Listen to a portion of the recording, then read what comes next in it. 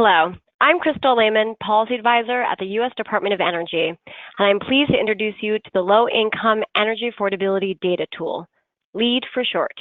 LEAD is designed to provide information to state and local governments, utilities, nonprofits, and weatherization stakeholders with the data information they need to understand, design, and plan programs and projects to meet energy goals. Using DOE's Energy Information Administration and U.S. Census Bureau's data, the LEAD tool can provide stakeholders with improved understanding of the low-income and moderate-income characteristics in their area, start or expand programs, help identify target areas, and use the information for outreach or communication purposes. The tool can also be used to inform strategic planning or support independent research. Created by the U.S. Department of Energy's Office of Energy Efficiency and Renewable Energy, we hope this tool fits your needs and provides users with the knowledge and data to create a more equitable energy future. This is Aaron Vimont with the National Renewable Energy Laboratory, and I'll be walking through the components of the LEAD tool and how to use them. First, visiting the LEAD tool website, you will be presented with this small introduction to the tool. Here you can find a link to the methodology document, as well as the option to select one of two income models, Area Medium Income, AMI, or Federal Poverty Level, FPL. After selecting one of the income models and clicking Go, the remainder of the interface will load. The main feature of the tool is the interactive map that lets users navigate around the United States and individual states to view three different outputs: energy burden as a percentage of income, annual energy cost, and housing counts. Below the map, you will find the chart. With the chart, users can choose which outputs are shown and also compare one or more geographic regions, which will be explained in greater detail later. On the left-hand side, there is the main navigation for the tool. We will go through each piece in greater detail, but for an overview, we can see the top button to toggle between dark mode and light mode, links to the map, charts, methodology document, case studies, as well as the Save feature, the Configuration feature, the Comparison section, and finally the Criteria filters, which allow users to adjust the outputs for both the map and the charts. Let's dive into more detail, beginning with the map. As stated previously, above the map is a toggle for each output option: energy burden as a percentage of income, annual energy cost, and housing counts. Click on each option to have the map and legend update with those values. You can zoom in to see an area in greater detail. If you are using Windows or Linux, hold the Control button and scroll to zoom in or out. If you are using a Mac, hold the Command button and scroll to zoom in or out. There also are zoom buttons at the bottom of the map. Hovering over an item will show a small tooltip that displays the value for that geographic region. Click on a geographic region to bring up more details about that area and the Compare option, which we will discuss more later. If a state is selected, you will see options to view the counties, census tracts, and cities for that state. Click on any of those links to dive into greater detail for the state. This will load a new map of the state with the selected regions, in this case, Minnesota counties.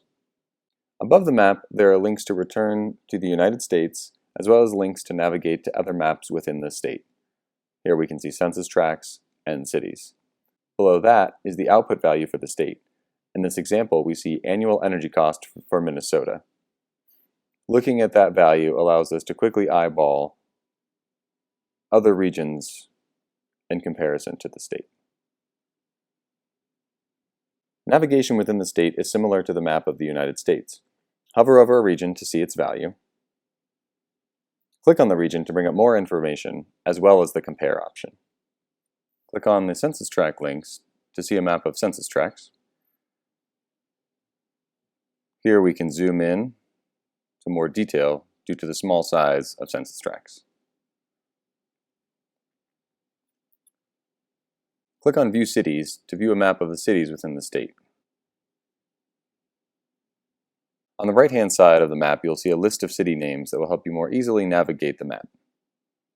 Hover over a city name to see its circle appear in the map.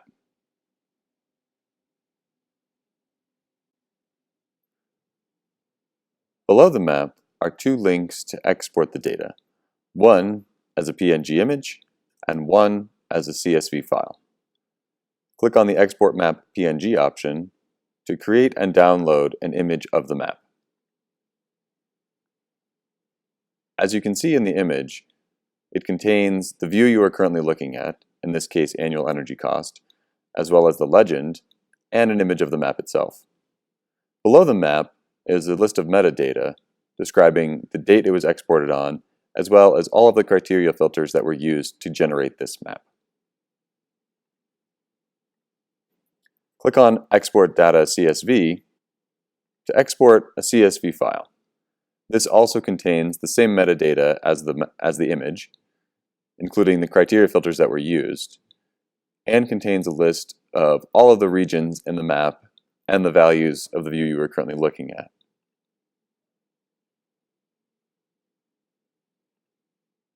Next, let's begin looking at the charts. The chart output will default to whatever map you are currently viewing. In this case, we are viewing Minnesota. We will discuss in greater detail how to add items to the chart during the comparison part of this video. However, let's review the components of the chart first. Hovering over a column in the chart will show a quick summary of that column. Users can first select the primary dimension, which appears on the x-axis. Users can select any of the criteria filters as the primary dimension output.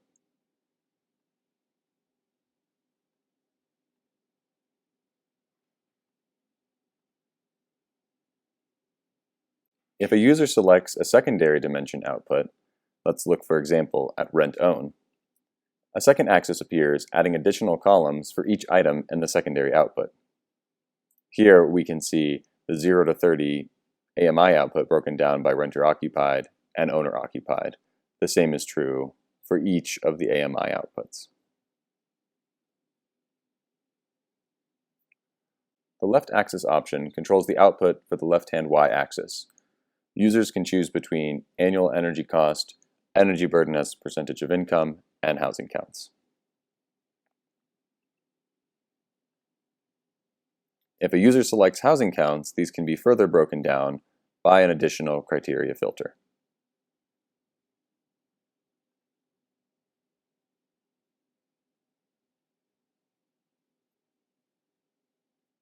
Hovering over a column in the chart shows the breakdown by the selected filter. In this example, we are looking at a breakdown by building age.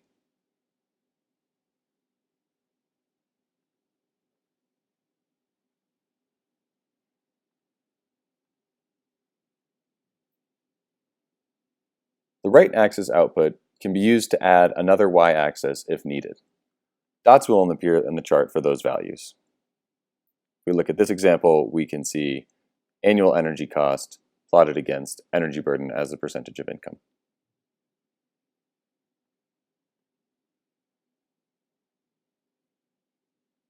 Similar to the map, the chart also has a way to export it as an image or as a CSV file.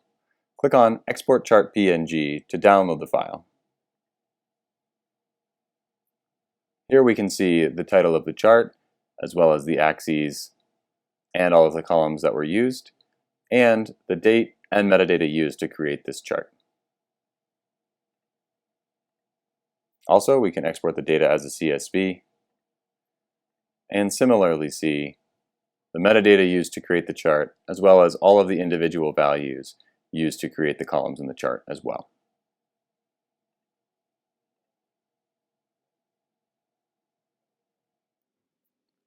Next, we'll take a closer look at the left-hand navigation for the site. We will not go in the exact order of the navigation itself. We will start with the dark mode button, look at the map, charts, methodology, and case study links before going to the criteria filters, followed by comparisons, configuration, and finally the save feature. The dark mode button adds more contrast to the site if a user is having difficulty seeing the current colors. Click the button once to activate dark mode, and click the button again to remove it. The map and charts links provide quick ways to navigate around the site. This is especially helpful if using a small screen device. The methodology link brings up a panel describing the LEAD tool and provides a link to the methodology document itself. The case studies link behaves very similarly, with the panel being brought up describing the case studies, as well as links to several case studies that have already been done.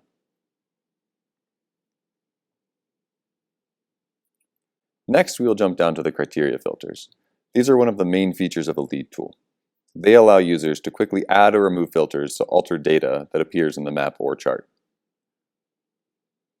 If it's not already open, click on a criteria filter to view the available options. Then a user may add or remove a filter by clicking on it. As you can see, the map updates as I add and remove filters.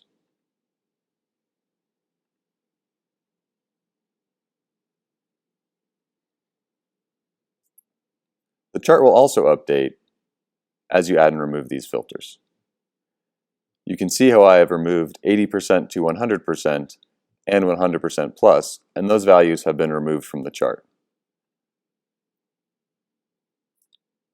Clicking on them again will add them back to the chart. If using a secondary output option, the remove filters will also appear there. As you can see, we have building age. However, the 2000 to 2009 and the 2010 plus options have been removed from the chart.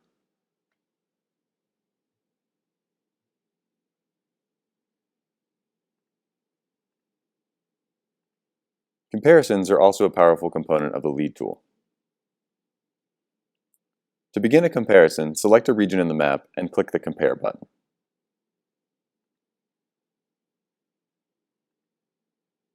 With these items selected, you can see they've been added to the Comparison section on the left-hand side.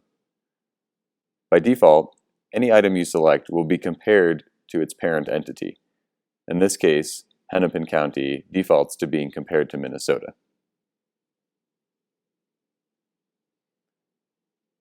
If we scroll down to the chart, we can see that both Minnesota and Hennepin County have been added, with Minnesota appearing in blue and Hennepin County appearing in orange. However, comparisons are not limited to state to county. If I wish to compare two counties, I can select another county on the map and click Compare. If I no longer need Minnesota in my comparison, I can simply remove it by clicking on the red X. Now we can see the Hennepin County and neighboring Dakota County are being compared, with Hennepin County appearing in our chart in blue and Dakota County appearing in the chart in orange. We can also compare two different entities, such as a county and a census tract. If I go to the census tract map for Minnesota,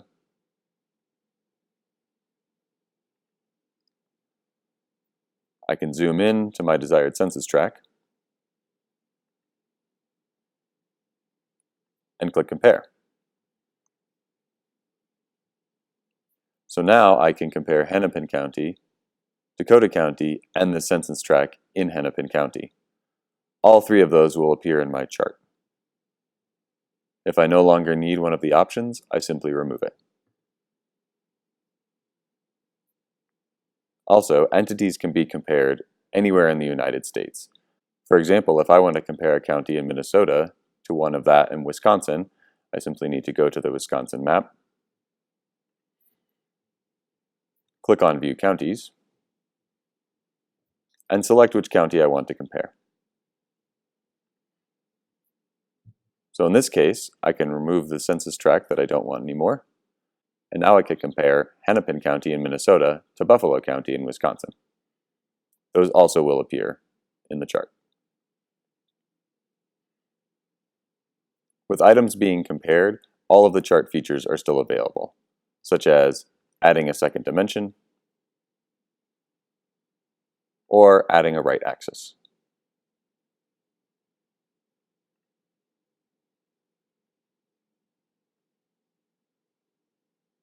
If I no longer need any comparisons, I will remove them from my comparison list.